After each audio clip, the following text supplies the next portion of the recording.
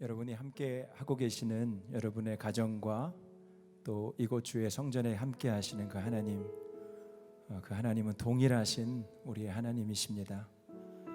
그 주님을 고백하며 그 주님께 사랑의 고백으로 우리가 함께 나아갔으면 좋겠습니다.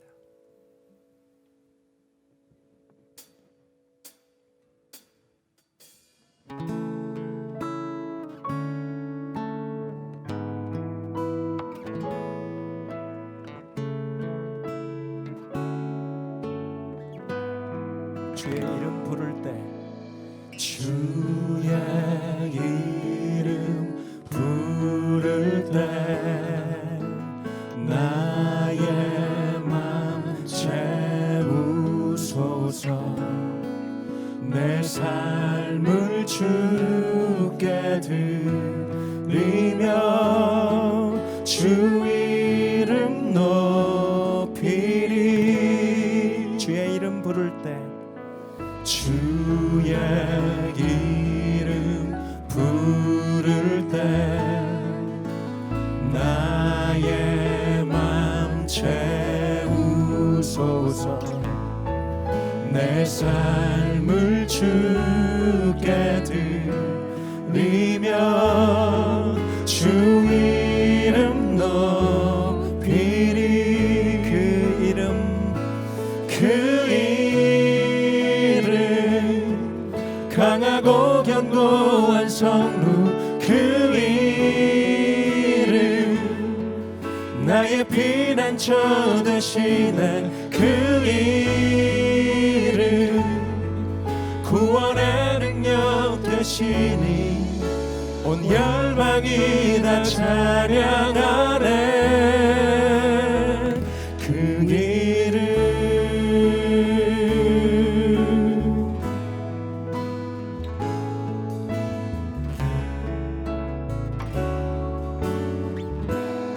주의 이름 부를 때 주의 이름 부를 때 나의 맘 채우소서. 내 삶을 주께 드리니 주 이름 높이리. 그 이름 강하고 견고한 성루. 그 이름 나의 피난처 되시네. 그 이름 구원의 능력 되시니 온 열방이 다 찬양하네. 그 이름 강하고 견고한 성루. 그 이름 나의 피난처 되시네. 그 이름 구원의 능력 되시니 온 열방이 다 찬양하네. 그 이름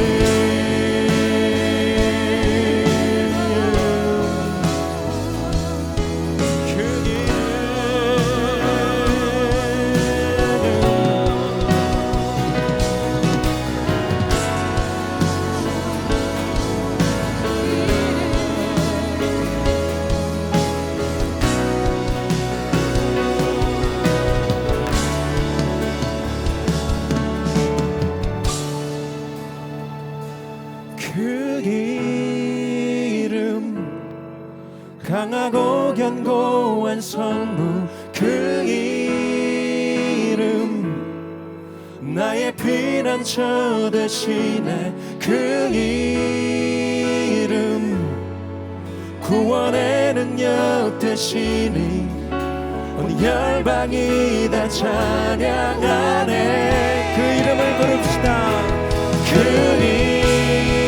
이름 강하고 그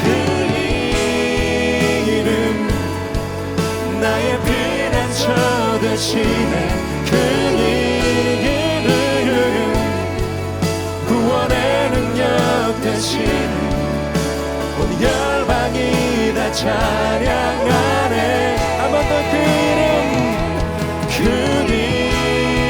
이름 강하고 할렐루야 나의 피난처 되시네 그 이름 구원의 능력 되시니 온 열방이 다 찬양하 우리 한 번 더 그 이름 강하고 견고한 성부 그 이름 나의 피난처 되시네 그 이름 구원의 능력 되시네 온 열방이 다 찬양하네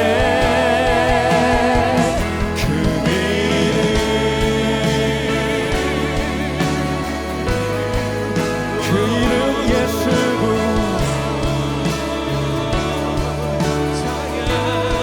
그 이름 예수구 할렐루야 할렐루야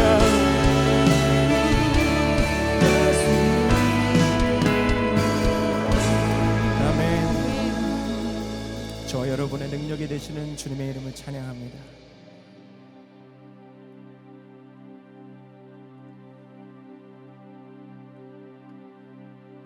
내 주의 보혈은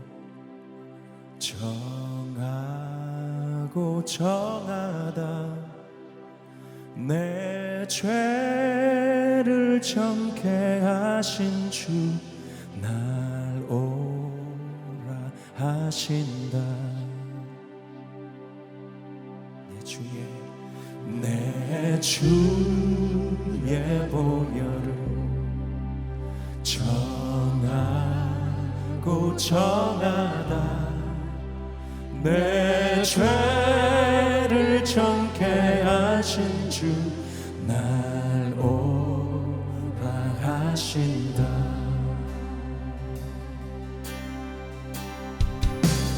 내가 주께로 지금 가오니 십자가의 보혈로 날 씻어주소서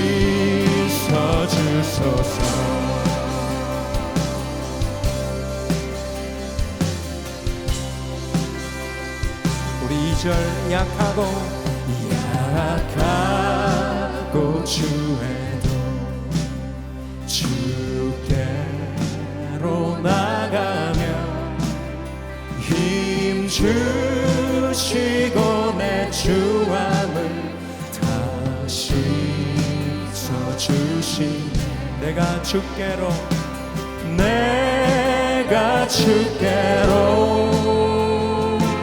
지금 가오니 십자가의 보혈로 날 씻어주소서 그 피가 맘속에 그 피가 맘속에 그 증거 됩니다 하늘도 소리 들으사 다 허락하소서 내가 주께로 내가 주께로 지금 가노니 십자가의 보혈로 날 씻어주소서. 내가 주께로 갑니다. 내가 주께로 지금 가오는 십자가의 보혈로. 여러분 있는 곳에서 주님 앞에 더 가까이 나아갑시다. 내가 주께로, 내가 주께로 지금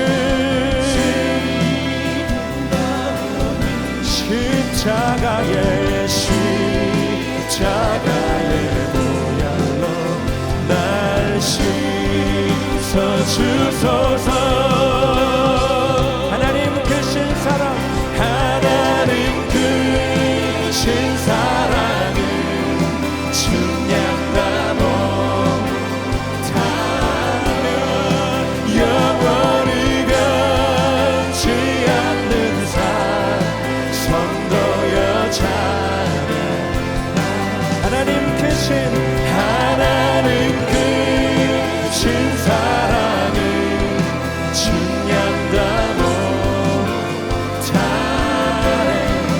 영원히 변치 않는 사 성도여 찬양하세. 하나님 크신 사랑은 측량다 못하네. 영원히 변치 않는 사랑 성도여 찬양. 영원히 변치 않는 사랑 성도여 찬양하세.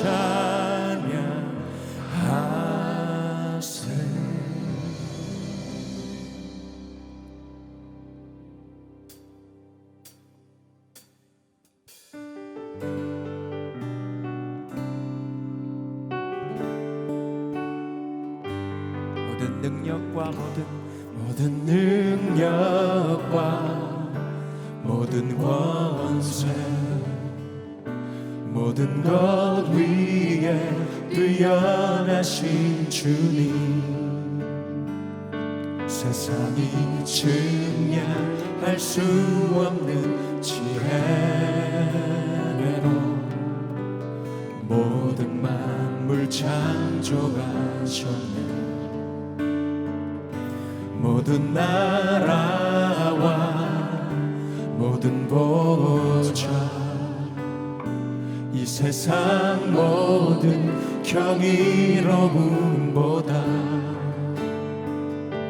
이 세상 모든 값진 보물보다 더욱 귀하신 우리 주님, 귀하신 나의 주님. 아멘. 십자가 고통당하사 버림받고 외면당하셨네. 짓밟힌 장미꽃처럼 나를 위해 죽으셨네. 나의 주. 우리 더 큰 목소리로 모든 능력과 모든 권세 모든 것 위에 뛰어나신 주님. 세상이 측량할 수 없는 지혜로 모든 만물 창조하셨네. 모든 나라와 모든 보좌 이 세상 모든 것 로군보다 이 세상 모든 값진 보물보다 더욱 귀하신 나의 주님. 십자가 고통당하사 버림받고 외면당하셨네. 짓밟힌 장미꽃처럼 나를 위해 죽으셨네. 나의 우리 십자가를 고백합시다. 십자가 고통당하사 버림받고 외면당하셨네. 짓밟힌 장미꽃처럼 나를 위해 죽으셨네. 나의 주 십자가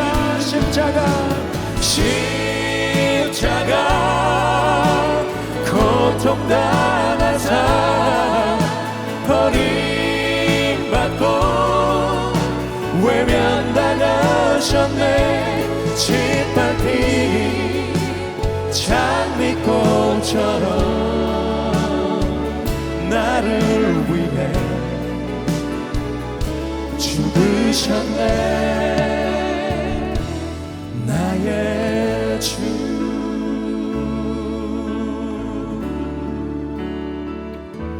십자가의 주님을 찬양합니다.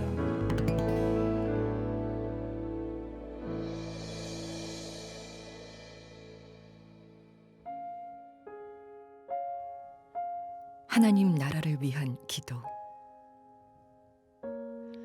사랑하는 하나님 아버지, 하나님의 나라가 속히 이 땅에 임하게 하소서. 복음을 거부하고 교회를 핍박하는 나라들이 많습니다. 박해받는 성도를 위로하여 주시고 성령의 역사로 진정한 부흥이 일어나게 하소서. 또한 코로나19 바이러스로 전 세계가 고통 가운데 있습니다. 하루속히 치료제와 백신이 개발되게 하시고 확산이 멈추게 하소서. 작은 바이러스에도 속수무책일 수밖에 없는 사람의 연약함과 죄의 실상을 깨닫고 회개하며 겸손히 하나님께 돌아오는 자들이 세계 곳곳에서 일어나게 하소서. 이 어려운 때에 하나님 나라를 위해 수고하고 애쓰는 선교사들과 그 가족들에게 하나님의 나라를 보는 눈을 더욱 분명히 열어주시고 십자가의 길을 따르는 것이 기쁨이 되게 하소서. 예수 그리스도의 이름으로 간절히 기도합니다. 아멘.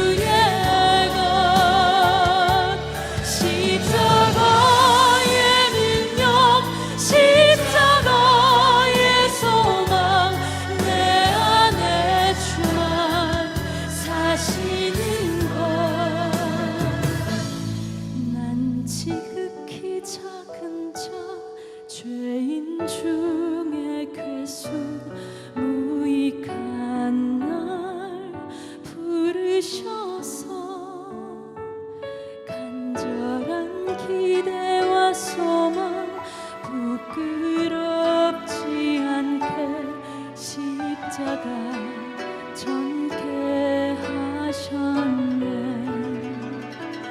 내 사랑 나의 십자가.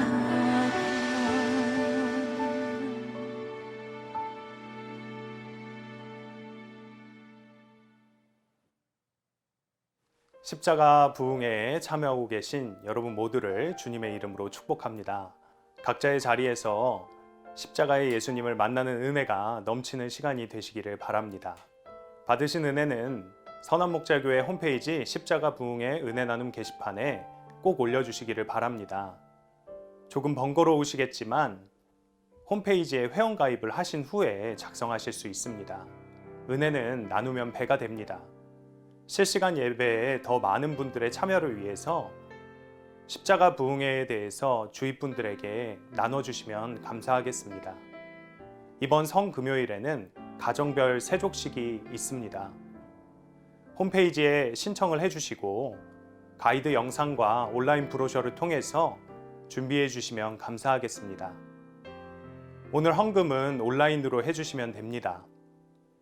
부활절 함께하는 기쁨 공감 소비 운동에 참여하실 속회를 모집하고 있습니다. 공감 소비 운동은 코로나19로 인해 어려움을 겪고 있는 지역사회의 취약계층과 소상공인들을 위해서 희망을 주는 프로젝트입니다. 부활하신 예수님의 사랑을 전하기 위해 전통시장에서 물품을 사셔서 그 물품을 취약계층에게 직접 전달해주는 프로젝트입니다. 교구 사역자들에게 신청해 주시면 감사하겠습니다. 오늘 하나님께서 우리에게 주시는 말씀은 마태복음 26장 36절에서 46절까지 말씀입니다. 이에 예수께서 제자들과 함께 겟세마네라 하는 곳에 이르러 제자들에게 이르시되 내가 저기 가서 기도할 동안에 너희는 여기 앉아 있으라 하시고 베드로와 세베대의 두 아들을 데리고 가실새 고민하고 슬퍼하사 이에 말씀하시되 내 마음이 매우 고민하여 죽게 되었으니 너희는 여기 머물러 나와 함께 깨어 있으라 하시고 조금 나아가서 얼굴을 땅에 대시고 엎드려 기도하여 이르시되 내 아버지여 만일 할만하시거든 이 잔을 내게서 지나가게 하옵소서. 그러나 나의 원대로 마시옵고 아버지의 원대로 하옵소서 하시고 제자들에게 오사 그 자는 것을 보시고 베드로에게 말씀하시되 너희가 나와 함께 1시간도 이렇게 깨어 있을 수 없더냐. 시험에 들지 않게 깨어 기도하라. 마음에는 원이로되 육신이 약하도다 하시고 다시 두 번째 나아가 기도하여 이르시되 내 아버지여 만일 내가 마시지 않고는 이 잔이 내게서 지나갈 수 없거든 아버지의 원대로 되기를 원하나이다 하시고 다시 오사 보신즉 그들이 자니 이는 그들의 눈이 피곤함일러라. 또 그들을 두시고 나아가 세 번째 같은 말씀으로 기도하신 후 이에 제자들에게 오사 이르시되 이제는 자고 쉬라. 보라 때가 가까이 왔으니 인자가 주인의 손에 팔리느니라. 일어나라 함께 가자. 보라 나를 파는 자가 가까이 왔느니라. 아멘. 하나님의 말씀입니다. 성금요일 십자가 부흥회 두 번째 날에 온라인으로 예배에 참석하시는 모든 분들을 예수 그리스도의 이름으로 환영하고 축복합니다. 오늘 말씀을 전하기 전에 우리가 한 가지 사실을 붙잡았으면 좋겠습니다. 저희가 함께 모여서 예배당에서 같이 그 고난주간 부흥회를 예배하고 그 은혜를 누리기를 간절히 소원했었는데요. 하나님께서 이것을 저희에게 허락하시지는 않으셨습니다. 그래서 가끔씩 저희의 마음 가운데 함께 모여서 예배하지 못하는 것이 또 각각의 처소에서 예배하는 것이 하나님이 우리에게 허락하시는 최선의 것은 아니어서 차선의 것이 아닌가 이런 생각을 하는 경우들이 있습니다. 하지만 오늘 부흥회 말씀을 놓고 기도할 때 하나님께서 분명하게 주시는 마음이 있습니다. 그것은 하나님의 진리는 그리고 하나님의 복음은 절대로 저의 환경과 상황에 매이거나 제한받지 않는다는 것입니다. 우리가 어디에서 예배하든지 하나님은 하나님으로 일하실 것이고 그 자리에 하나님만 하실 수 있는 일을 하실 것입니다. 저희가 선택해서 온라인으로 예배를 드리는 것이 아니고 하나님께서 우리에게 허락하셨기 때문에 온라인으로 예배를 드리게 되는데요. 그렇다면 이 허락하심이 하나님의 최선입니다. 그리고 하나님께서 가장 좋은 것으로 응답하실 것입니다. 지금 예배를 드리고 있는 장소가 어떤 장소이든지 누구와 함께 있든지 얼마나 방해의 요소들이 많든지 관계없이 하나님께서 가장 좋은 것으로 우리의 환경과 상황에 제한받지 않으시고 역사하실 것이다. 하나님께서는 그러실 수 있는 우리의 하나님이시다는 사실을 우리가 마음으로 붙들고 정하고 오늘 말씀 안으로 들어갔으면 좋겠습니다. 아이들을 키우다 보면요, 아이들이 계단을 오르락 내리락 하는 것을 좋아할 때가 있습니다. 저희 집에도 아이가 4명이 있는데요, 4명의 아이가 모두 그러한 시간을 보내게 되었지요. 그때가 되면 부모들은 아주 바빠집니다. 왜냐하면 아이들이 계속해서 시간만 나면 계단을 오르니 아이의 손을 잡고 함께 계단을 오르거나 아니면 아이의 뒤에서 엉거주춤한 자세로 아이가 넘어질 때를 대비해서 아이와 함께 계단을 오르거나 내려야 하지요. 저희 4아이 중에 1명 아이가 그러한 때를 지났을 때 일입니다. 그날도 교회에서 계단을 오르고 내려가다가 갑자기 기우뚱해서 계단에서 구르고 말았습니다. 그때 다행히도 제 아내가 옆에 있다가 굴러서 계단 밑으로 떨어지려 한 아이를 팔로 감싸 안고 아이를 구할 수 있게 되었습니다. 너무 깜짝 놀라서 아이는 큰 소리로 울음을 터뜨렸지만 다행히도 아이는 아무 상처 없이 안전할 수 있었습니다. 하지만 덕분에 저희 아내는 계단에서 굴러서 아주 심하게 넘어지게 되었지요. 그리고 몇 시간이 지나고 나서 아내가 일상생활을 하며 다른 사람들과 대화를 하다가 갑자기 기절했다는 소식을 전해받았습니다.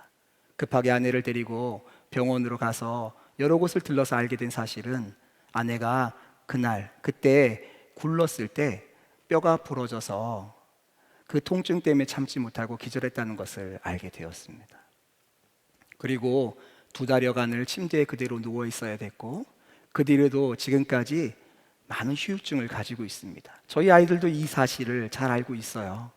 왜냐하면 엄마가 딱딱한 바닥에 앉지 못하고 가끔씩 허리를 펴지 못할 정도로 심한 통증을 가지고 있는 것을 자주 보았기 때문에 저희 아이들도 이 이야기를 알고 있습니다. 하지만 저희 부부는요, 저희 아이들이 이 이야기를 듣게 되고 알게 되었을 때 죄책감에 들어가거나 슬픈 마음 가운데 빠지거나 스스로를 정죄하는 일을 전혀 원하지 않습니다. 저희들이 원하는 것이 있다면 엄마에게는 내가 그 정도로 소중하구나, 엄마 아빠에게는 자신의 뼈를 부러뜨려 가면서까지 나를 구할 만큼 나는 가치 있는 존재이구나 라는 것을 깨닫고 마음껏 즐거워하고 마음껏 건강하게 그 사랑 안에서 자라주기만을 바랄 뿐입니다. 저는 주님의 마음도 똑같다고 생각합니다. 우리가 지금 고난주간을 보내고 있는데요, 많은 분들이 그 주님의 마음에 동참하고 주의 고난을 묵상하며 금식하고 절제하고 여러 가지 것들을 하고 계신 줄 믿습니다. 이것은 너무나도 귀한 일이지요. 하지만 그것이 주님 앞에서 계속 슬퍼하고 정죄감을 느끼고 아파하는 것에만 초점을 맞추고 있다면 그것은 절대로 주님의 마음이 아닙니다. 주님께서 우리를 향해서 보여주셨던 그 사랑 안에서 완전히 자유롭고 그 기쁨을 누리고 그 사랑 안에서 풍성하게 하나님과 동행하는 삶을 바라시는 줄 믿습니다. 오늘 본문을 통해서 이제 이 고난주간 주님께서 우리에게 기대하시는 마음은 무엇인지 함께 생각해 보려고 하는데요, 저와 함께 본문 안으로 들어가 보도록 하겠습니다. 오늘 본문은 예수님께서 십자가에서 고난당하시기 바로 직전에 와 있습니다. 주님께서 겟세마네라는 동산에 오르시며 제자들을 데리고 가셨는데요, 그곳에서 기도하시기 전에 제자들에게 본인의 마음이 어떠한지를 너무나도 자세하게 설명하고 있습니다. 우리가 읽었던 오늘 본문 37절과 38절인데요. 제가 세번역 성경으로 읽도록 하겠습니다. 그리고 베드로와 세베대의 두 아들을 데리고 가서 근심하며 괴로워하기 시작하셨다. 그때 예수께서 그들에게 말씀하셨다. 내 마음이 괴로워 죽을 지경이다. 오늘 본문에 보면 예수님께서 마음의 심한 고통과 근심함이 이루었다고 말합니다. 그리고 그것 때문에 죽기까지 괴로워하신 것을 오늘 본문은 그리고 있어요. 오늘 본문과 짝을 이루고 있는 누가복음 22장과 마가복음 14장도 조금 형태를 달리하지만 예수님의 이 마음을 자세하게 담고 있는데요. 한번 보시죠. 22장입니다.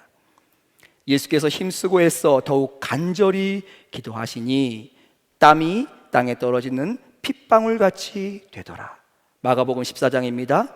심히 놀라시며 슬퍼하사 말씀하시되 내 마음이 심히 고민하여 죽게 되었으니. 어디를 찾아보아도 예수님의 마음은 어떻지요? 굉장히 심각하게 근심하시고 슬퍼하시고 고뇌하셔서 죽기까지 마음의 고통을 받으셨다고 성경은 묘사하고 있습니다. 이 뒤에 이어지는 예수님의 기도를 봐도요, 이 예수님의 마음이 고스란히 담겨져 있는데요, 예수님은 3번에 걸쳐서 기도하셨다고 오늘 본문은 소개하고 있습니다. 그 3번의 기도의 표현은 조금씩은 다르지만 그 내용은 한 가지입니다. 우리 그 기도를 한번 같이 읽어보도록 하겠습니다. 39절입니다. 첫 번째 기도지요. 얼굴을 땅에 대시고 엎드려 기도하여 이르시되 내 아버지여, 만일 할만하시거든 이 잔을 내게서 지나가게 하옵소서. 두 번째 기도입니다. 42절입니다. 내 아버지여, 만일 내가 마시지 않고는 이 잔이 내게서 지나갈 수 없거든 아버지의 원대로 되기를 원합니다. 44절에도 똑같은 기도의 제목으로 기도하셨다라고 기록하고 있습니다. 예수님의 간구하심은 굉장히 단순합니다. 무엇이지요? 제가 이 온 인류를 구원하는 구속사역을 위해서 이 잔을, 이 길을 가지 않고도 또 다른 방법으로 구원할 수 있는 길이 있다면 저로 그 길로 가게 해주세요. 저로 이 잔을 피하게 해주세요 라는 것이 예수님의 간구하심입니다. 이 예수님의 기도의 장면을 히브리서 5장 7절은 조금 다른 시각으로 표현하고 있는데 한번 보시지요. 히브리서 5장 7절입니다. 그는 육체에 계실 때에 심한 통곡과 눈물로 간구와 소원을 올렸고, 이 부분을요 영어 성경은 이렇게 표현하고 있습니다. With strong crying and tears. 다른 영어 성경은 뭐라고 말하죠? With loud crying and tears. 무슨 말이에요? 주님이 큰 소리를 내면서 우시면서 그 눈물을 그치지 못하고 하나님께 도움을 요청하고 있다고 이 장면을 묘사하고 있어요. 마치 우리가 아주 긴급할 때, 너무나도 절박할 때 눈물을 그치지 못하며 하나님 앞에 소리질러 외치면서 하나님 도와주세요, 하나님 살려주세요, 이렇게 외치는 것처럼 예수님의 기도가 그와 비슷하다고 그림을 그려주고 있습니다. 혹시 이 시간에 예수님이 이렇게 기도하셨던 것처럼 눈물을 멈추지 못하고 통곡하며 하나님의 도우심만을 외치며 기도하고 계신 분이 계십니까? 예수님도 그러한 기도를 들으셨습니다. 그리고 예수님은 여러분의 마음을 어느 누구보다도 잘 알고 계십니다. 이런 예수님의 절박한 심정, 그리고 아파하는 마음을 보면은 한 가지 질문이 저희의 마음 가운데 찾아오는데요, 그것은 왜 예수님이 그렇게까지 심각하게 아파하시고 고뇌하시고 슬퍼하셨는가 하는 것입니다. 이런 질문을 드리게 되는 이유는요, 성경을 정직하게 읽어보면 예수님께서 십자가에서 못 박혀 고난당하시고 죽는 순간이 주님께서 받으시는 고난의 정점임에도 불구하고 주님께서 마음으로 당하시는 그 고통의 가장 심각한 때는 마치 겟세마네 동산에서의 기도하는 순간인 것처럼 성경이 우리에게 묘사하고 있기 때문입니다. 뿐만 아니라 기독교 역사를 돌아보면 예수 그리스도를 믿는다는 이유 때문에 핍박받고 고난받고 심지어 죽임당하게 되는 수많은 믿음의 우리의 선배들의 이야기를 읽게 되는데요. 그들 중에 굉장히 많은 사람들이 죽음 앞에서도 담대하고 두려워하지 않고 영광 가운데 죽음을 맞이한 것을 우리가 알고 있습니다. 그런데 예수님께서 오늘 본문에는요, 너무나도 슬퍼하시고 죽기까지 괴로워하신다는 이것이 단번에 이해가 되지 않는 것이지요. 오늘 예수님께서는 왜 그토록 슬퍼하시고 죽기까지 고뇌하셨는가라는 것에 대한 답으로 예수님이 받으셔야 하는 잔, 컵 때문이었다고 설명하고 있습니다. 39절 말씀을 다시 읽도록 하겠습니다. 엎드려 기도하여 이르시되 내 아버지여, 만일 할만하시거든 이 잔을 내게서 지나가게 하옵소서. 오늘 본문에 등장하는 이 잔이라는 표현은요, 구약 성경에도 여러 군데 등장하는 표현인데, 이 잔은 하나님의 진노와 하나님의 심판을 상징하는 것입니다. 예레미야 25장은 이렇게 기록하고 있습니다. 여호와께서 이같이 내게 이르시되 너는 내 손에서 이 진노의 술잔을 받아가지고, 이사야서 51장 17절은 이렇게 기록합니다. 여호와의 손에서 그의 분노의 잔을 마신 예루살렘이여 깰지어다. 예수님께서 그렇게 피하고 싶으셨던 잔은 하나님 아버지의 분노와 하나님 아버지의 진노의 잔이었다고 성경은 우리에게 알려주고 있는 것이지요. 그런데요, 하나님께서 가지고 계신 그 분노와 진노는 단순한 우리가 가지고 있는 신경질과는 다릅니다. 하나님의 거룩하시고 합당하신 죄를 향한 진노이지요. 많은 사람들이 하나님의 진노, 하나님의 분노 하면 그것을 잘 이해하지 못해요. 여러분, 제가 하나 예를 들어서 설명드리겠습니다. 지금 온 세계를 공포 가운데 빠뜨리고 있고 온 세계를 절망 가운데 내몰며 혼란 가운데 몰고 있는 것이 바이러스죠. 이 코로나 바이러스가 우리 눈에 보이지 않는데요, 만약에 그 바이러스가 우리 눈에 보여서 이렇게 축구공만하게 둥둥 떠다닌다고 생각해 보십시오. 그리고 지금 내 눈앞에 그 바이러스가 있다고 생각해 보세요. 여러분 어떻게 하시겠어요? 어떤 수를 쓰서라도 그 바이러스를 없애려 하지 않으시겠습니까? 무엇을 뿌리건 무엇을 던지건 무엇을 태우건 간에 바이러스를 절대적으로 없애려는 마음이 여러분에게 있지 않으십니까? 하나에게만 그렇게 하시겠습니까?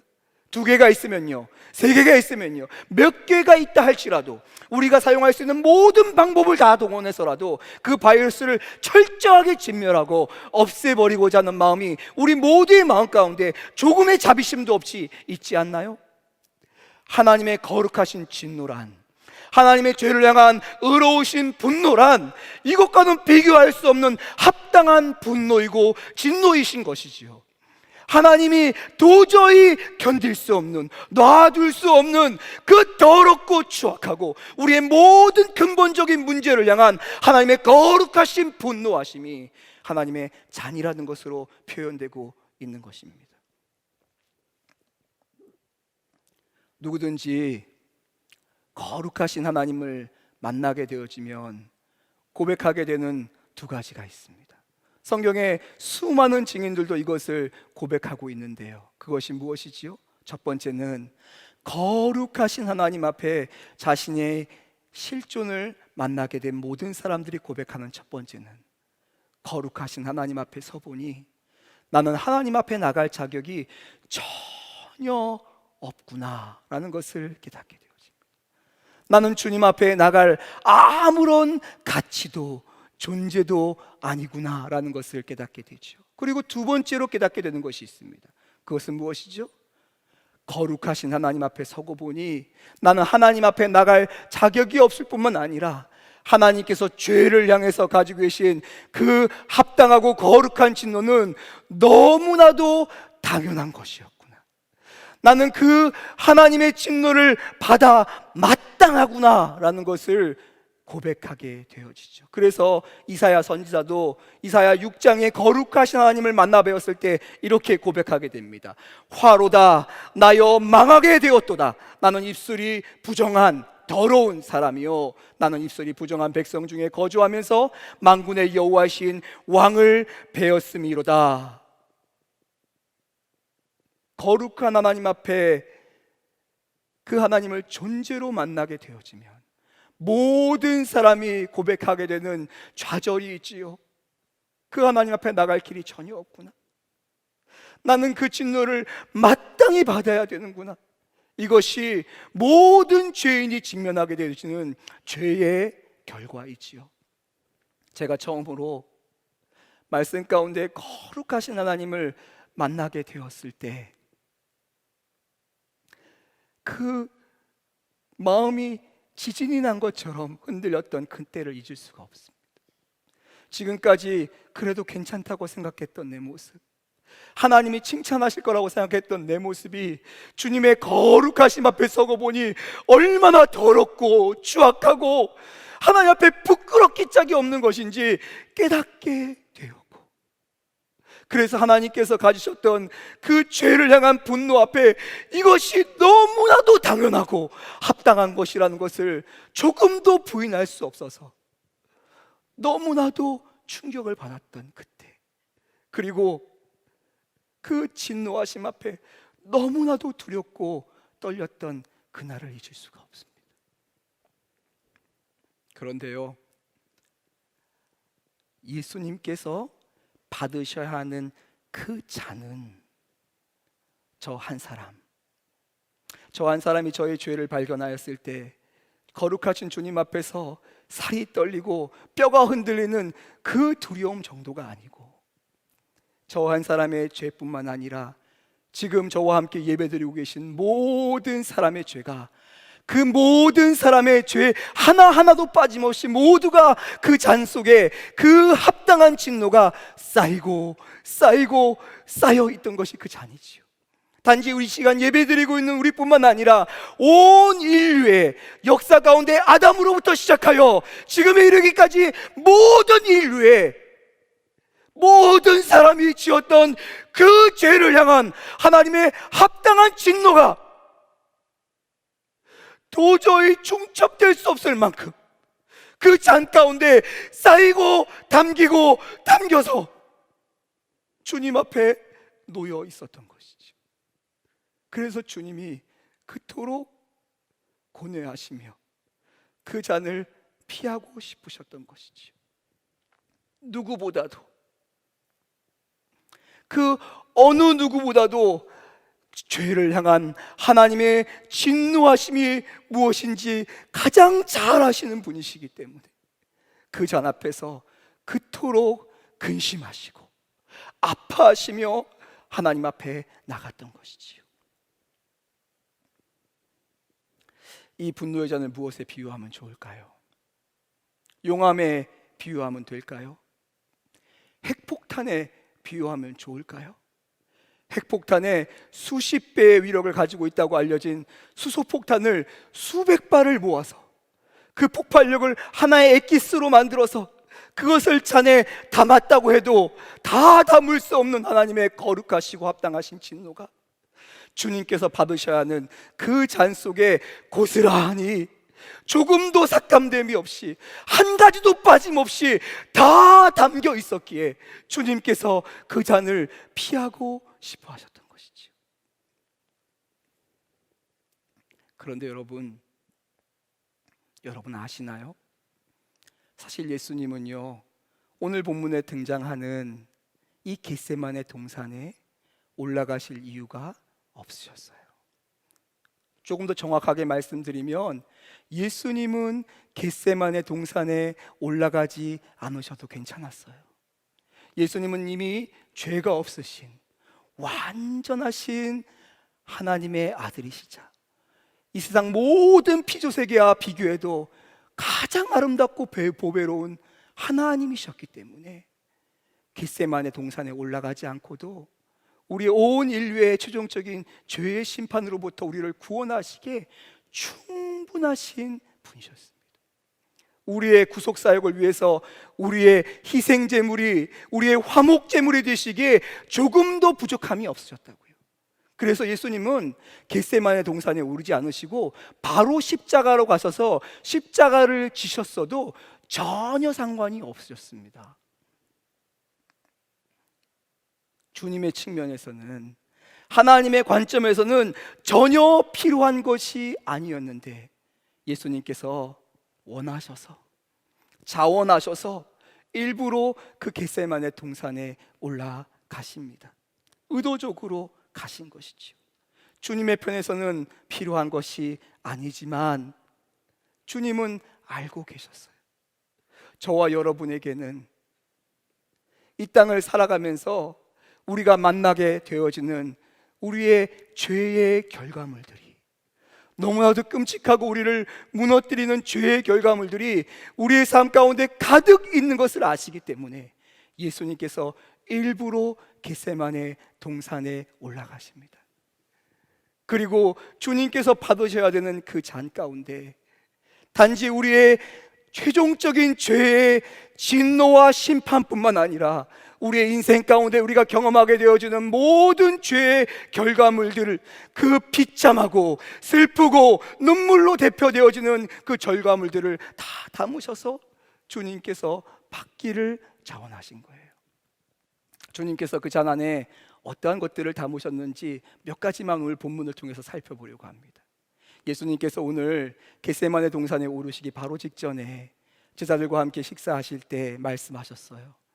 예수님께서 이제 대제사장에게 팔리어 십자가에서 고난 당하시고 죽임 당하실 것을 말씀하셨습니다. 그리고 제자들에게 말씀하셨어요. 그때에 제자들이 모두 뿔뿔이 흩어지고 예수님을 버리고 도망할 것을 말씀하셨습니다. 그때 제자들이 뭐라고 말했죠? 우리가 죽는 한이 있다 할지라도 절대 주님을 떠나지 않을 거예요. 절대 주님을 배신하지 않을 거예요. 모든 제자들이 그렇게 고백했지요.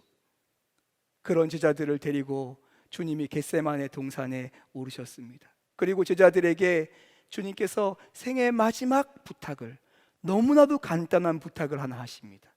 그것이 무엇이지요? 내가 기도하는 동안에 잠들지 말고 깨어 있어라 라는 부탁을 하셨습니다. 그런데 결과는 어떻지요?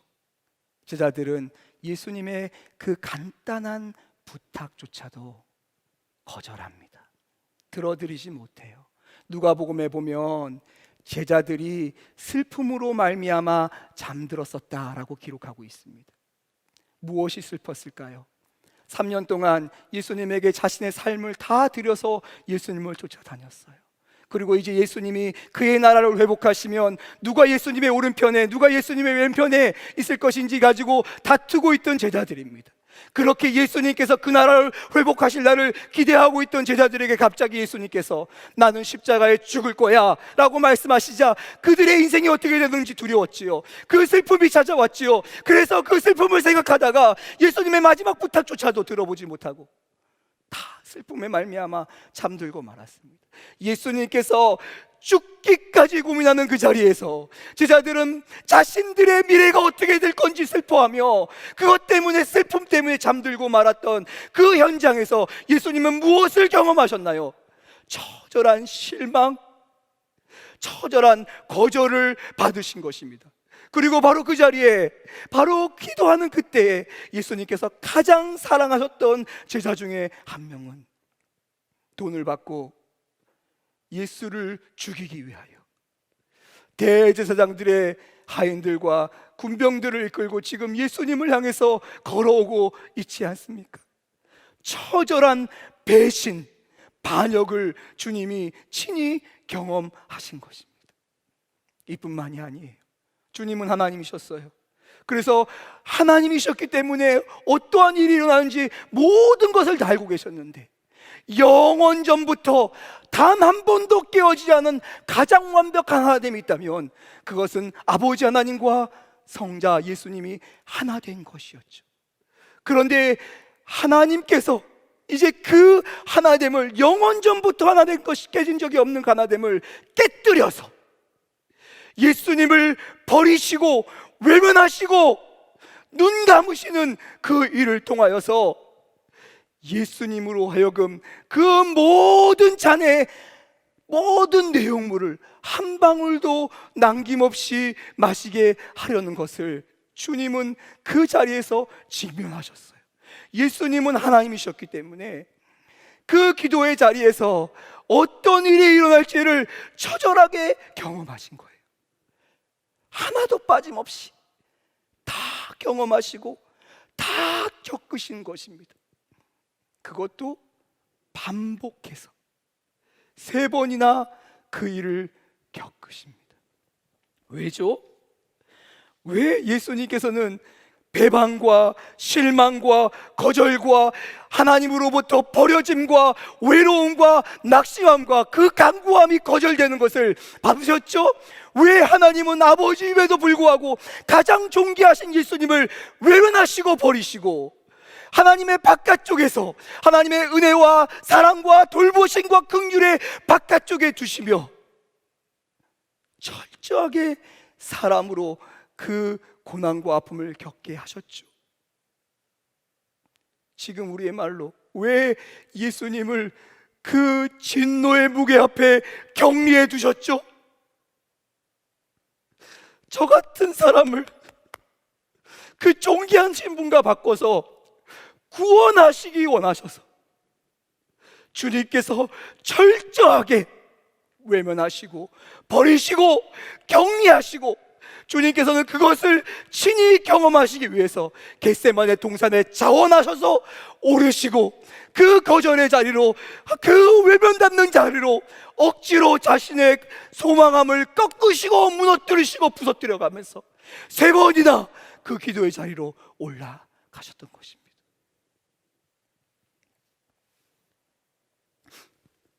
이것이 우리가 오늘 읽고 있는 겟세마네 동산에서의 기도입니다. 왜 그렇게 고통스러운 자리로 자원해서 오르셨나요? 주님은 아셨기 때문이에요. 우리의 삶을 살아가면서 우리의 삶의 현장 가운데 심장이 멈추는 것 같은 어려움의 순간들이 있다는 걸 아셨기 때문입니다. 숨을 쉴 수 없을 정도의 답답함과 눈물의 날이 우리 가운데 있다는 걸 아셨기 때문에 그래요. 주님은 그런 우리를 혼자 두고 싶지 않으셨습니다. 그래서 주님의 편에서는 반드시 필요한 일이 아니었음에도 주님께서 자원해서 그 겟세마네 동산으로 올라가셨던 것입니다. 반복해서 3번이나 거절하는 그 자리로 들어가셨던 것이죠. 그래야만 절망과 아픔 가운데 눈물 가운데 좌절해 있는 우리들의 위로자가 되시고 우리의 소망이 되실 수 있기 때문에 주님께서 친히 그 동산에 오르셨던 것입니다. 저는 작년 1월 달에 선교지에서 저희 가정에 갑작스럽게 찾아온 어려움을 만났습니다. 저희 인생 가운데 만났던 어려움 중에 가장 큰 어려움이었어요. 한 번도 경험해 본 적이 없고 도저히 감당할 능력이 없는 커다란 풍랑이 저희 가정에 찾아왔어요. 그 풍랑을 만났을 때 도대체 어떻게 할 줄을 모르겠어서 그냥 이리저리 흔들리고 표류하고 있다가 한국으로 급히 안식년을 들어오게 되었습니다. 그때 저희 가정에 어떤 일이 있었는지를 자세하게 설명드릴 수는 없겠지만 그 일이 저에게 찾아왔을 때 저는 어떤 마음이 있었는지를 잠깐 그 당시 제가 썼던 동행일기를 통해서 읽어드리고 싶습니다. 2019년 1월 11일입니다. 저희 가정에 찾아온 풍랑을 생각할 때마다 마음이 무너집니다. 말씀을 붙잡고 있지만 마음에 커다란 추를 달고 깊은 물속으로 끌려가는 것만 같습니다. 아내도 위로해야 하고 아이들도 붙잡아 인도해야 하고 풍랑도 헤치고 가야 하는 이 길이 제가 감당할 만한 길은 아니라는 생각이 계속해서 찾아옵니다. 두려움 가운데 마음속 깊은 곳이 송곳으로 찔리듯이 아파서 계속해서 주님을 부르게 됩니다. 하루에도 수십 번은 마음이 무너집니다. 숨을 쉬기 어려울 정도로 답답하니 주님을 계속 부르게 됩니다. 계속해서 울며 주님을 부릅니다. 저녁에는 아내에게 쇼크가 왔습니다. 아내는 심장이 너무 아파서 누워 있어야만 합니다. 두려움이 찾아옵니다. 밤에 온 가족이 함께 모여 주님께 간절히 기도했습니다. 모두가 눈물 바다입니다. 우리의 눈물을 보시는 주님께서 일해 주시기만을 바랄 뿐입니다. 저희 가정에 갑작스러운 풍랑이 찾아왔을 때 저는 깊은 물속에서 방향을 잃어버린 사람 같았습니다. 어디로 헤엄을 쳐야 하는지, 언제 숨을 쉬어야 하는지조차 가늠하기 어려운, 너무나도 혼란스럽고 답답한, 그리고 어떻게 해야 될지 모르는 상황 가운데 놓여 있었습니다. 제가 지금도 돌아보면 그때를 어떻게 지났는지 잘 기억하기가 어렵습니다. 하지만 한 가지만은 고백할 수가 있습니다. 제가 그토록 길을 잃고 깊은 물속에 있을 때 주님께서 제 옆에 함께 계셨습니다. 전능하신 분, 모든 것을 아시는 분, 거룩하신 분으로 찾아오신 것이 아니고 내 모든 아픔 다 아시는 분으로, 그 아픔 아시기 위해서 친히 겟세마네에 차원하여 오르신 그분으로 저 옆에 찾아오셔서 저에게 말씀을 통해서 말씀하셨습니다. 사랑하는 아들아, 내가 안다.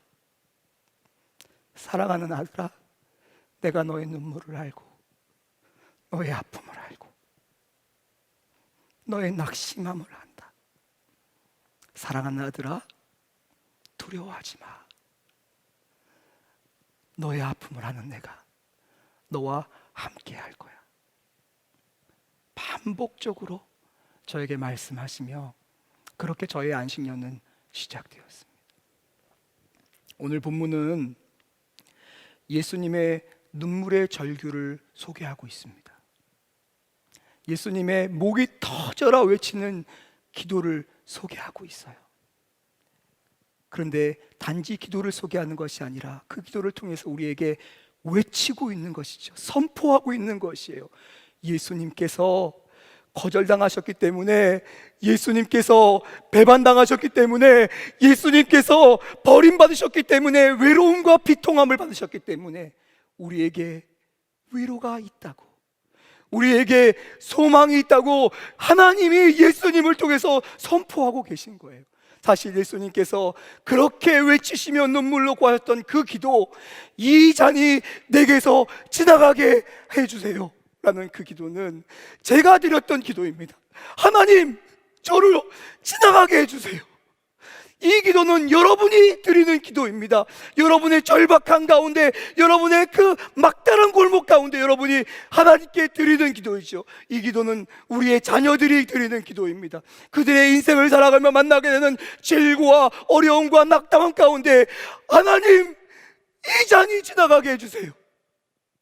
주님께서 그것을 아시기에 먼저 그 기도를 드리기 위하여 겟세마네 동산에 올라가셨던 거예요. 우리와 함께 그 고난을 받기 원하셨기 때문입니다. 주님께서는 그 잔에 하나님의 공의로우시고 합당하신 진노,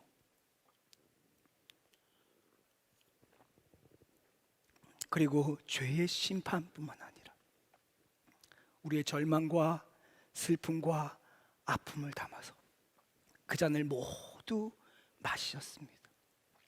한 방울도 남김없이 다 마시셨습니다.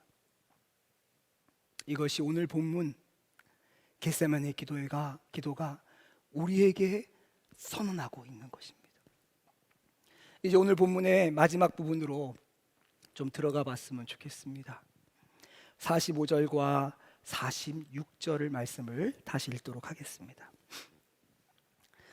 이에 제자들에게 오사 이르시되 이제는 자고 쉬라. 보라, 때가 가까이 왔으니 인자가 죄인의 손에 팔리느니라. 일어나라, 함께 가자. 보라, 나를 파는 자가 가까이 왔느니라.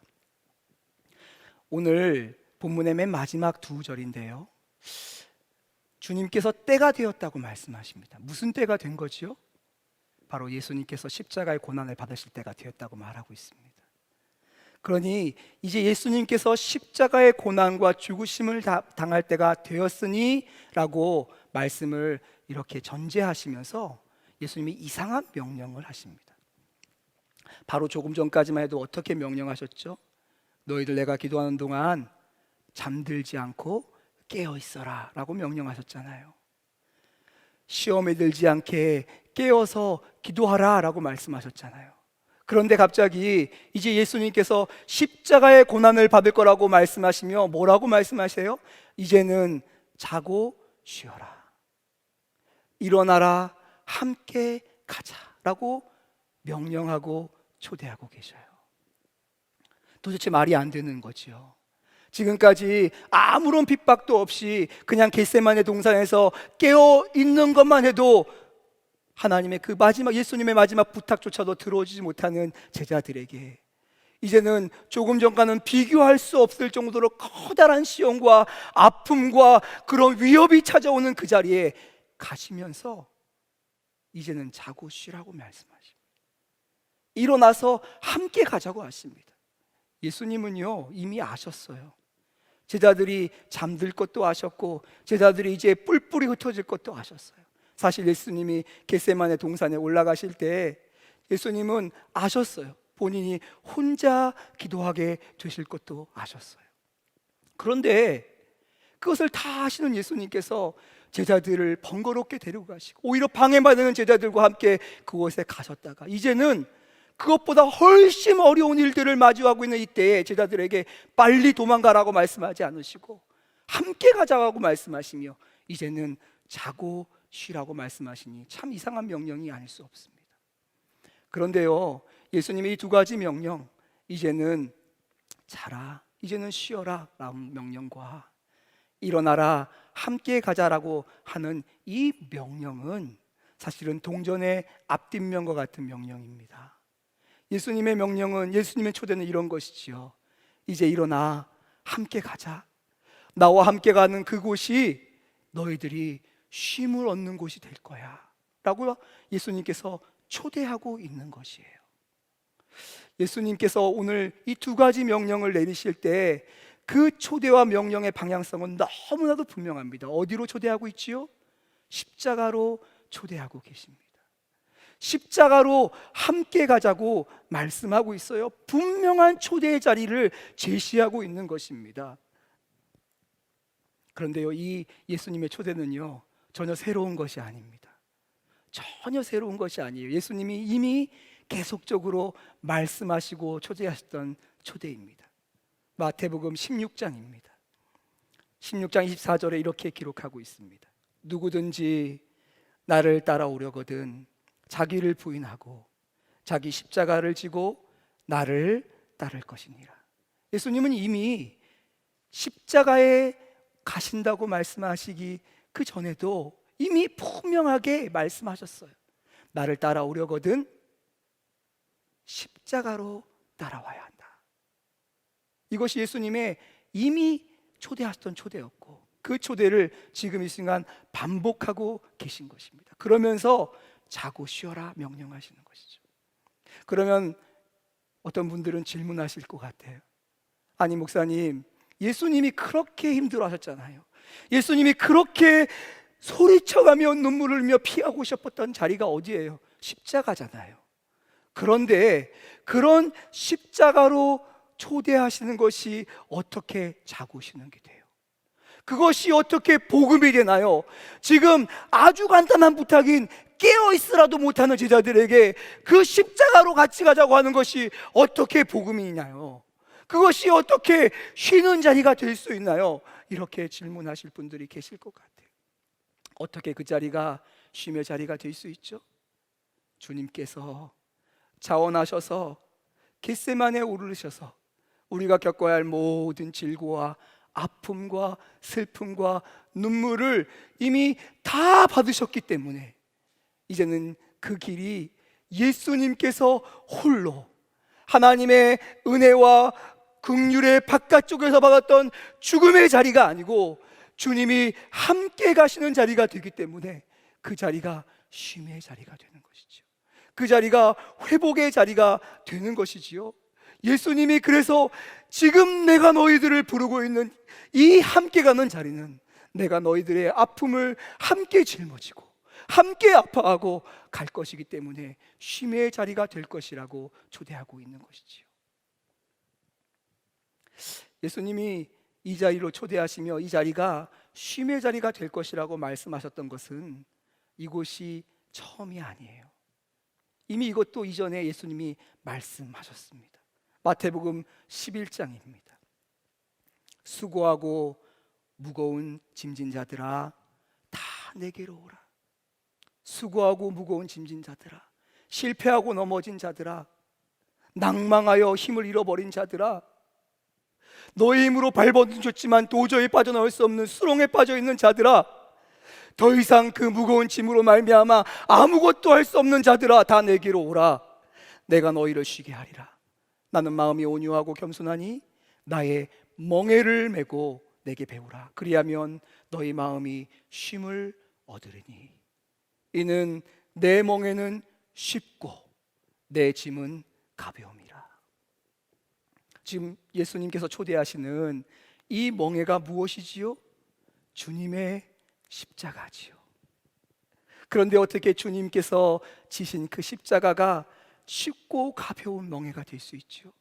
왜냐하면 주님이 함께 그 멍에를 짊어지시겠다고 말씀하고 있기 때문입니다. 주님께서는 오늘 또다시 우리를 부르고 계셔요. 우리의 모든 죄의 질고와 우리 죄의 무게를 다 담당하시면서 우리를 부르고 계십니다. 나와 함께 십자가의 자리로 나아가자. 전 아까 나누었던 것처럼 어떻게 해야 될지 모르는 상태에 하나님께서 위로하신 말을 들으며 그렇게 안식년을 시작하게 되었습니다. 하나님께서 어떻게 될 것인지 한 번도 말씀하지 않으시고 날마다 그 풍랑 가운데 어떻게 걸어가야 되는지 한 걸음 한 걸음만 보여주셨어요. 말씀을 묵상할 때마다 오늘 한 걸음을 보여주시고 그 다음날 한 걸음을 보여주셔서 그 걸음을 한 걸음 한 걸음 따라 걸어갔습니다. 때때로는 하나님의 말씀이 무슨 뜻인지 몰라서 얼마나 많이 실패했는지 몰라요. 하나님 이렇게 말씀하시나 싶어서 갔다가 넘어지고 실패한 적이 너무 많습니다. 하나님이 분명히 말씀하셔서 깨달았음에도 불구하고 하나님의 말씀을 지킬 힘과 믿음이 없어서 넘어지고 낭망할 때도 너무나도 많습니다. 수도 없이 하나님 앞에 실패하고 넘어졌던 것이 저예요. 그렇게 몇 개월을 풍랑과 함께 주님께서 인도하시는 걸음을 따라서 걸어갔습니다. 그러던 어느 날 여전히 저희 삶 가운데 찾아와 있는 풍랑이 그대로, 아니 예전보다 훨씬 커져서 있는 것이 너무너무 속이 상했어요. 화가 났어요. 주님 말씀 따라서 걸어가면 주님께서 홍해를 가르는 것처럼 저의 삶 가운데 개입하셔서 저의 풍랑을 걷어가 주실 줄 알았어요. 그래서 어떻게 해서라도 주의 말씀 듣고 그 말씀 따라 한 걸음 한 걸음 가려고 했는데 몇 개월이 지났음에도 그대로 있는 풍랑 앞에 너무너무 신경질이 났습니다. 그래서 그날은 하나님 앞에 귀를 막아버렸습니다. 하나님 그만 말씀하세요. 하나님 이제 그만하세요. 제 방법으로 좀 한번 해보게 해주세요. 제 생각에 옳은 대로, 제가 원하는 대로 하나님, 이거 하나님 방법 말고 제 방법대로 풍랑한테 좀 반응하게 해주세요. 하나님 그만 말씀하세요. 하나님 안 들을 거예요. 하나님 저 기도하지 않을 거예요. 하나님 그냥 제 마음이 속 시원하게라도 좀 하게 해주세요. 하나님을 향해서 귀를 막고 기도의 자리에 나가지 않고 제가 생각할 때 풍랑은 이렇게 다루어야 돼 라고 하는 생각대로 그 풍랑 앞에 제 마음을 토해내기 시작했습니다. 마음껏 소리를 지르고 화를 내고 그렇게 해야지 당연하지, 그렇지 이것이 정이지, 이렇게 생각하는 대로 제 마음대로 반응을 마음껏 해버렸습니다. 그렇게 제 생각에 옳은 대로, 제 생각에 이렇게 하는 게 맞는 거야 하는 방식으로 마음껏 풍랑 앞에 반응하고 어느 순간 정신을 차려보니 저의 삶의 현장은 철저하게 다 망가지고 부서지고, 주변에 있는 거라고는 제가 주의 말씀 듣지 않고 발버둥 치면서 만들어낸 파편밖에 없는 삶의 현장으로 곤두박질 치게 되었습니다. 철저하게 부서지고 다 망가진 자리. 그런데요, 전혀 누구에게도 불평할 수 없는 게 제가 원해서 했잖아요. 제 마음대로 했잖아요. 제가 하고 싶은 대로 다 해서 다 망가진 거잖아요. 그래서 그 자리에 이렇게 정신을 차렸는데, 그때서야 제 마음 가운데 사단의 조소가 들리기 시작합니다. 그리고 사단의 조소가 들리는데 그 조소가 너무너무 합당하게 들려지었어요. 너무 그 조소가 맞게 생각되어지고 그게 믿어졌어요. 너 같은 게 무슨 선교사라고. 맞아, 난 선교사 자격 없어. 그만둬야 될 것 같아. 너 같은 게 무슨 목사라고. 맞아, 나는 목사로도 자격이 없어. 나도 알아. 나 그만할 거야. 너 같은 게 무슨 그리스도인이라고. 감히 그리스도인이란 말을 어떻게 쓰려고 그래. 맞아, 나 어디 가서 나 예수님 믿는 사람이라고 말할 자격 없어. 나는 그냥 여기 살고 있는 거야. 그렇게 사단의 조소 앞에 그 말 한마디 한마디에 동의하고 나니 제 마음 가운데 한 가지 결론이 딱 맞닥뜨려졌어요. 그래, 이렇게 끝나는 거구나. 이게 끝이구나. 이렇게 우리 가정은 끝나는 거구나. 도저히 부인할 수 없는 결론이 내려졌습니다. 그리고 그것이 너무나도 당연한 것이었어요. 그런데요, 참 뻔뻔하지요. 그렇게 결론되어져는 제가 마음대로 하나님 말씀 거절하고 하나님 말씀 듣지 않고 마음대로 해서 다 망가진 저의 삶의 그 현장의 가장 밑바닥에서 정말 뻔뻔스럽게도 다시 하나님의 이름을 불렀어요. 하나님, 도와주세요. 하나님, 도와주세요. 그리고 그 순간 주님이 제 옆에서 저를 떠나지 않으시고 울고 계셨습니다.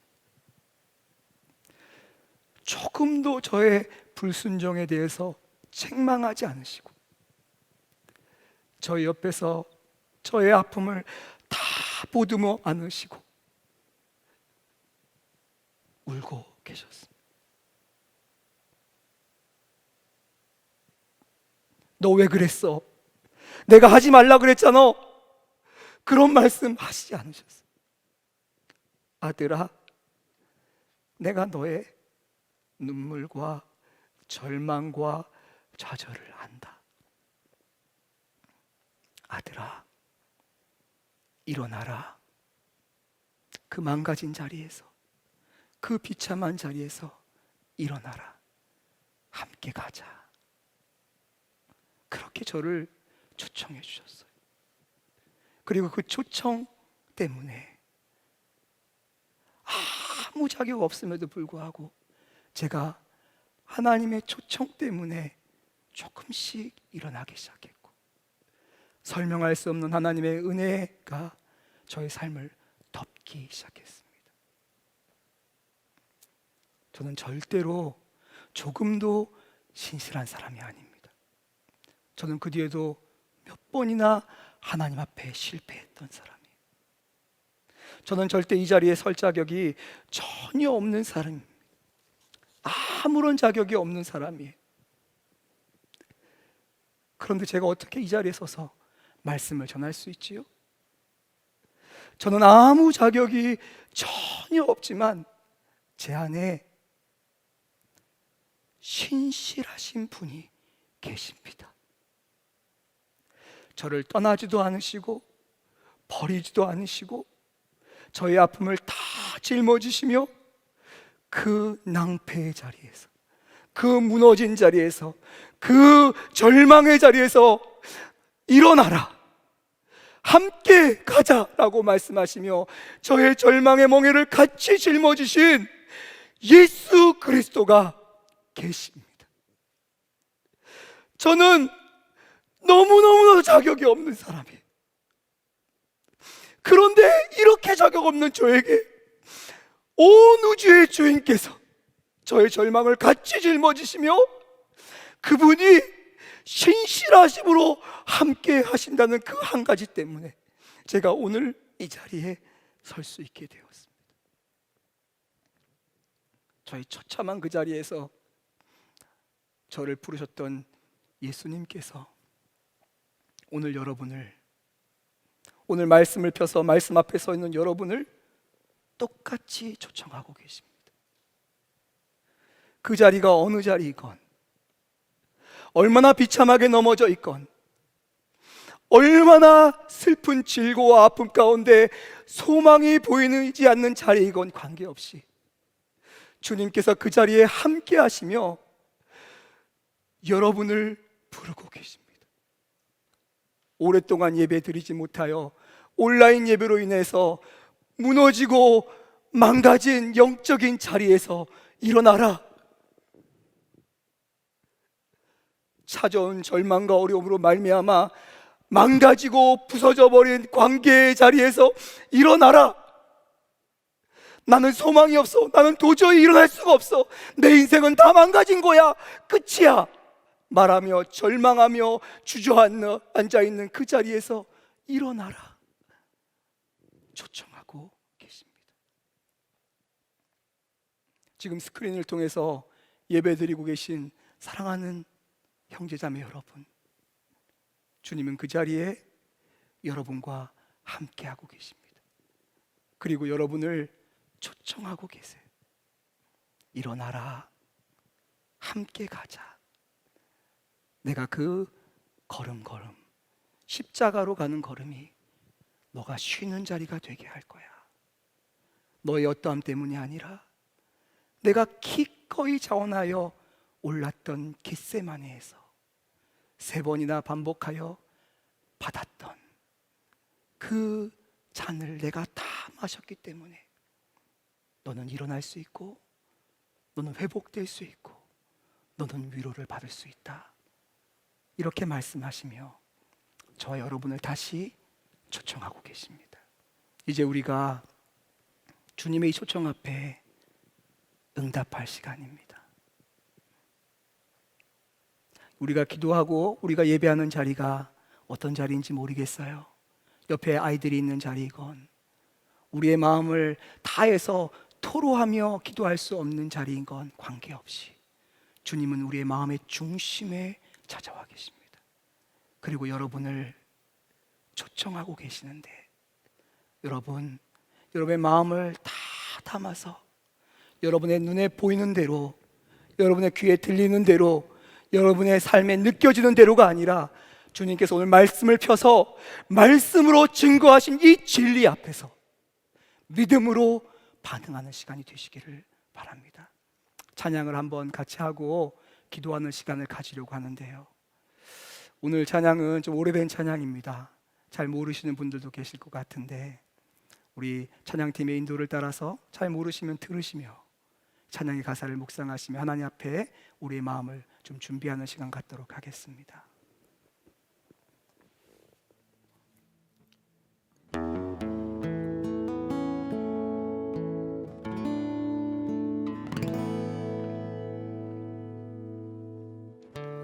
너의 쓴 잔을 내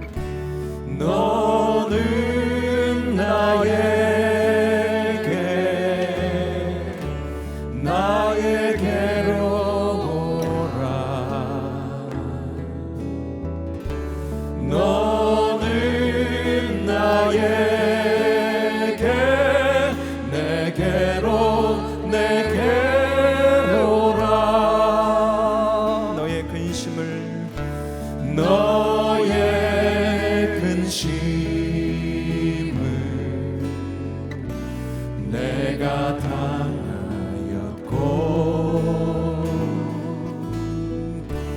나는 너에게 평안을 끼치노라. 3절 고백합시다. 너의 죽음을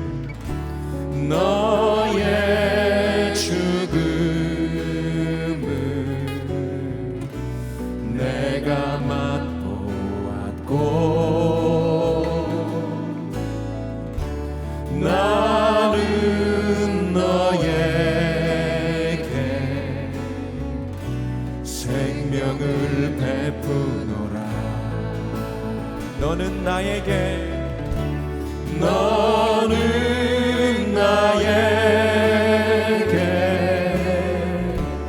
나에게로 오라. 너는 나에게 내게로 오라. 너는 나에게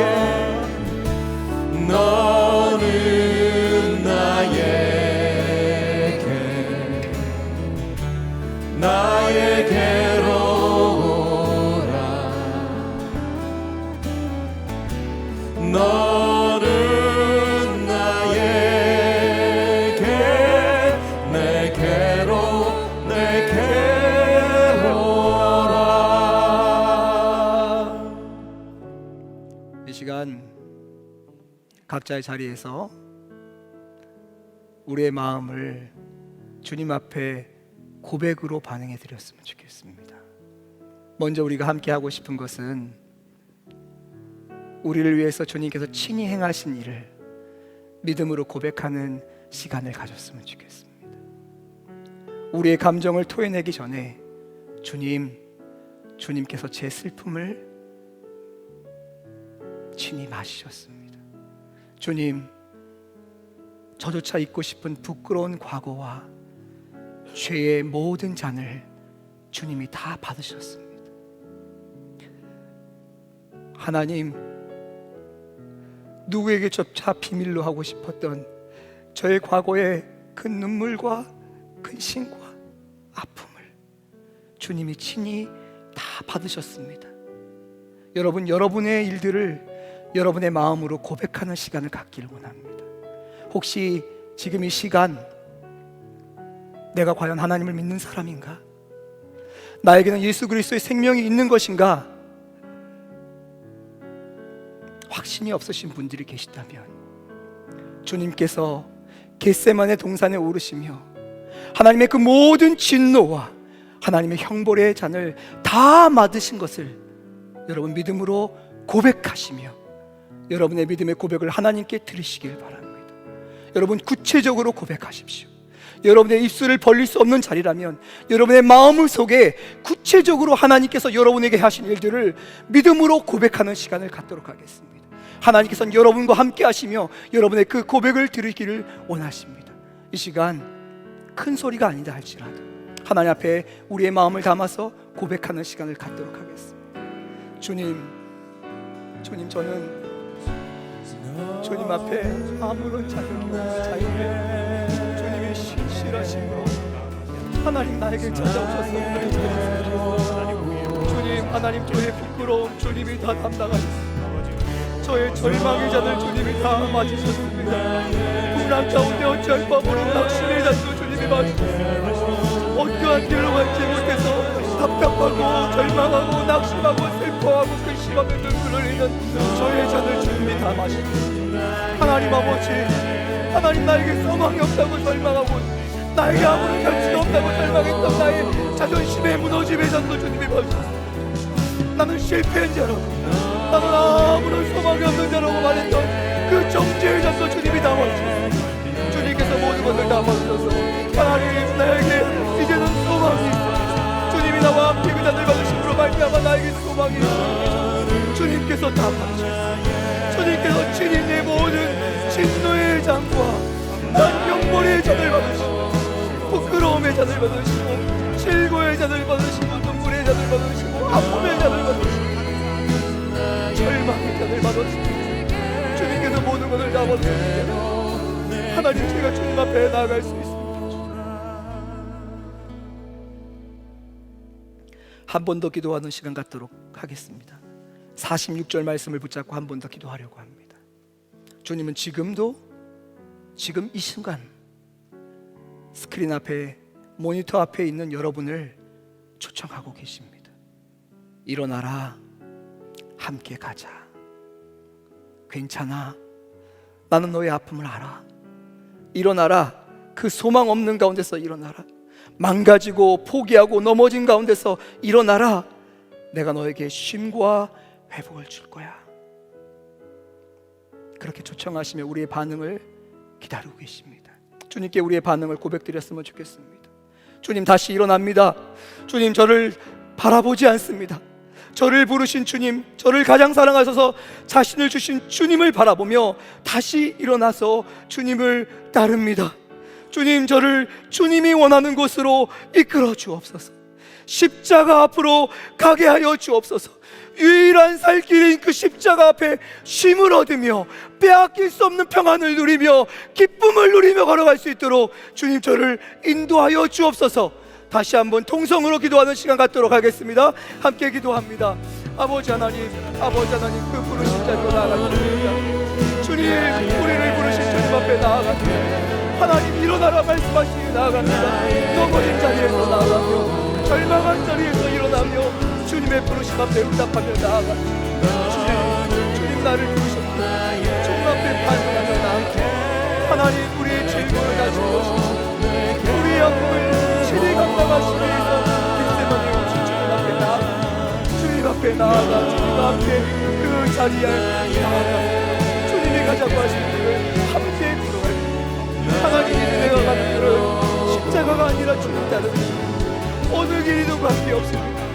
그 길 가운데 주님의 온전하시기 때문에 주님이 가시는 그 걸음을 걸으며 따라갈 때 나의 눈을 닦으시며 내 앞에 잡힌 기쁨과 평안으로 채우시는 주님 앞에 나아갈 것입니다. 주님, 나에게 나오라고 말씀하시는 주님 앞에 나아가 그 주님 앞에 나아가 내 마음을 쏟아주시고 주님, 일으켜 세워주옵소서. 하나님 아버지, 시온간을 주원의 역사여 주옵소서. 하나님, 각 가정 가운데 예배하고 있는 각 사람이 절망한 심령들에게 찾아가서 그들을 찾는 하나님, 일어나라 말씀하시는 주님 따라 일어나는 밤이 되게 하여 주옵소서. 심령에 옮기게 하시고 하나님 아버지, 그의 마음에 기쁜 곳에 아버지 소망이 회복되게 하시고 절망을 느꼈습니다. 낙심한 가운데 일어날 수 있도록 도와주시고 그 마음에 기쁜 곳으로부터 힘을 얻고 소망을 얻고 주님과 함께 달려가는 신실하신 주님을 만나는 이 자리로 하나님 추천하시는 거예요. 좌절로부터 아픔으로부터 질병으로부터 고통과 낙심과 아예 중독과 절망으로부터 우리를 주시는 주님의 은혜의 보좌 앞에 나가게 하여 주옵소서.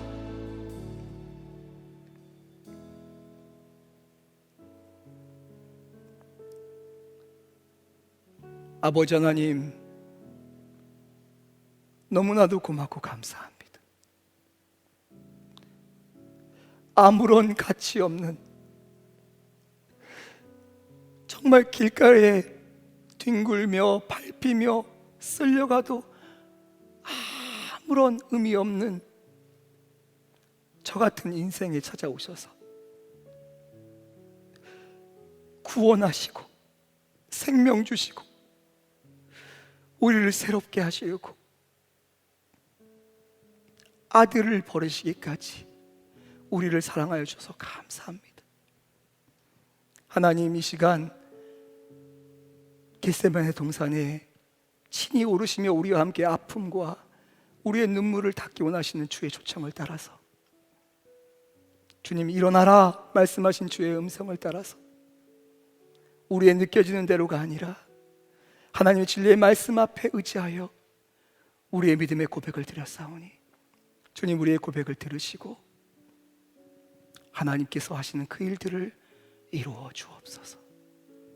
주님만이 하실 수 있는 그 회복을, 그 치료를, 그 승리를, 그 평안과 그 기쁨을 우리에게 허락하여 주옵소서.